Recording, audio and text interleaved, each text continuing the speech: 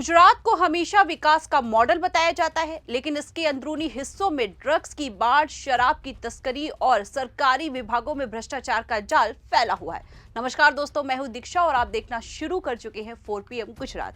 राज्य में शराबबंदी का कानून होने के बावजूद लाखों लीटर शराब महाराष्ट्र और मध्य प्रदेश से आ रही है। बंदरगाहों से करोड़ों की ड्रग्स जब्त हो रही है, लेकिन असली माफिया खुलेआम घूम रहे हैं। कांग्रेस नेता लालजी देसाई ने हाल ही में कहा कि पिछले 4 सालों में 16,000 करोड़ रुपए की ड्रग्स पकड़ी गई है, लेकिन कोई बड़ा दोषी नहीं फंसा है। ये आंकड़ा गुजरात पुलिस के ही रिकॉर्ड से लिया गया है, जो बताता है कि नारकोटिक्स कंट्रोल ब्यूरो और राज्य ATS ने 2021 से अब तक 87,000 किलोग्राम से ज्यादा ड्रग्स जब्त की है। लेकिन सवाल ये है कि इतनी बड़ी मात्रा में ड्रग्स आने का रास्ता कौन खोल रहा है और क्यों बड़े नेताओं और अधिकारियों के नाम कभी सामने नहीं आते हैं।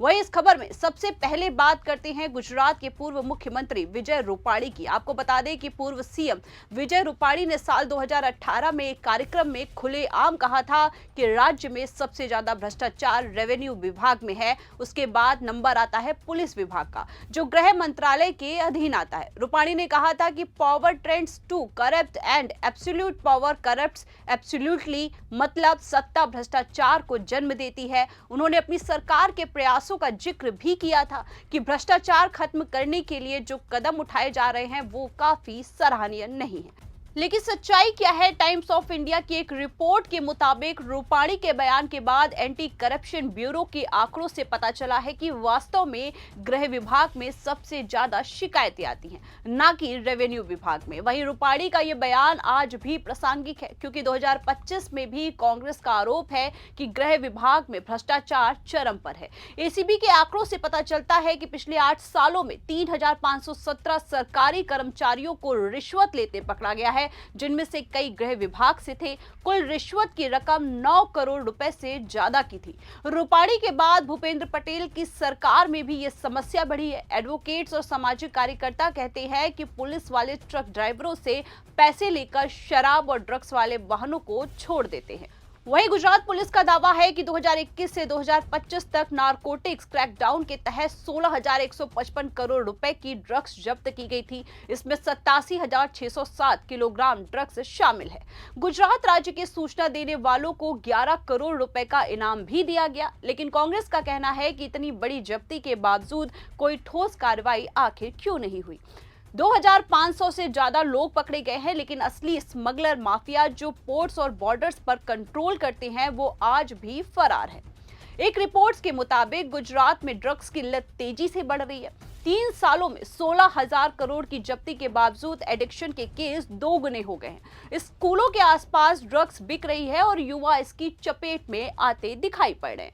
नेशनल इन्वेस्टिगेशन एजेंसी के कई केसों में आतंकी लिंक भी पाया गया है, लेकिन राज्य स्तर पर कार्रवाई अभी कमजोर है।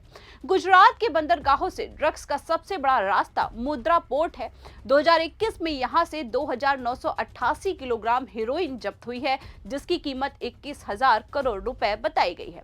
वहीं आपको बता दें कि NIA ने कोर्ट में बताया है कि ये लश्कर-ए-तैयबा के टेरर फंडिंग से जुड़ी हुई थी, लेकिन अडानी ग्रुप पर कोई कार्रवाई नहीं हुई है।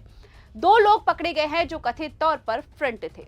वहीं 2020 से 2024 के बीच 19 बड़े ड्रग्स हॉल में से 10 गुजरात के पोर्ट से हुए हैं, जिनमें मुंद्रा सबसे ऊपर है। कुल 11,311 करोड़ की ड्रग्स पोर्ट से जब्त हुई है। वहीं आपको बता दें कि अप्रैल 2025 में सुप्रीम कोर्ट में NIA ने कहा कि मुंद्रा केस की फंडिंग लेट को गई, फिर भी पोर्ट ऑपरेटर पर कोई जांच नहीं हुई, जिसको लेकर सवाल उठ रहे हैं क्यों बड़े बिजनेसमैन घरानों को बचाया जा रहा है। मुंद्रा पोर्ट पर हजारों करोड़ की ड्रग्स पकड़ी जाती है, लेकिन मालिक का नाम तक नहीं आता है।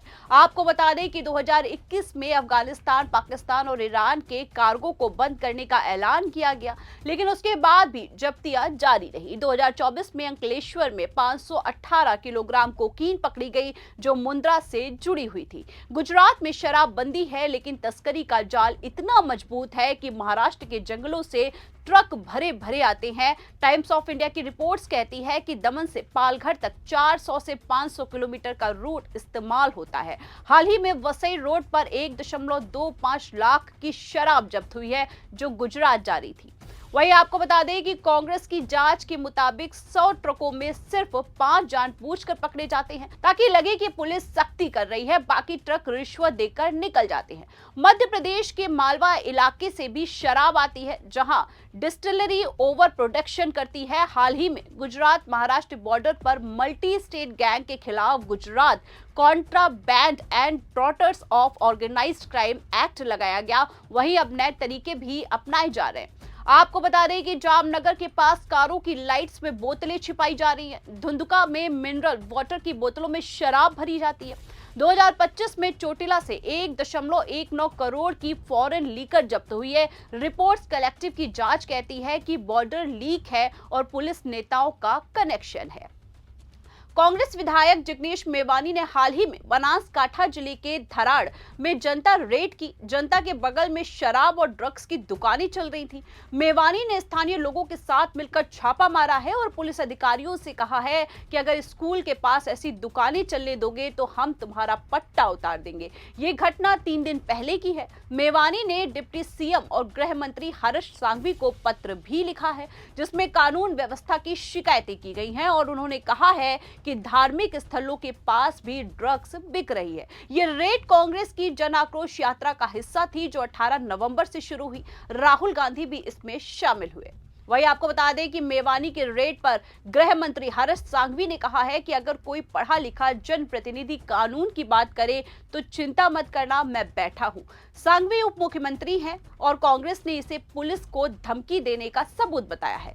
जबकि गुजरात में शराबबंदी है, फिर भी मंत्री का ये रवैया सवाल उठाता है। सांघवी ने विधानसभा में भी मेवानी को निलंबित करवाया था, जब उन्होंने फर्जी बिलों पर सवाल उठाए थे। परिवारों ने मेवानी के बयानों पर प्रोटेस्ट भी किया है। वहीं आपको बता दें कि कांग्रेस की जन आक्रोश यात्रा के खिलाफ गुजरात पुलिस सड़कों पर उतर आई है। देसाई ने आरोप लगाया है कि गृह मंत्री के इशारे पर पुलिस को भड़काया गया है। यात्रा में ड्रग्स, बेरोजगारी और किसान समस्याओं पर फोकस है। इससे पहले 2024 में विधानसभा में मेवानी को मार्शल आउट किया गया था। एसीबी की रिपोर्ट्स कहती है कि होम, रेवेन्यू, अर्बन डेवलपमेंट और पंचायत विभाग सबसे ज्यादा भ्रष्ट है। 2025 में ईडी ने सरकारी फंड मिसयूज पर सर्च की। कांग्रेस कहती है कि भाजपा के म्युनिसिपल एम्पायर में भ्रष्टाचार फैला है। मंत्री करोड़पति हैं लेकिन क्रिमिनल केस नहीं है। आपको बता दें कि एसीबी शॉर्ट स्टाफ्ड है, इसलिए भ्रष्टाचार रोक नहीं पा रही। रूपाणी ने 2020 में वॉर अगेंस्ट करप्शन की बात भी की है, लेकिन आज हालात वही।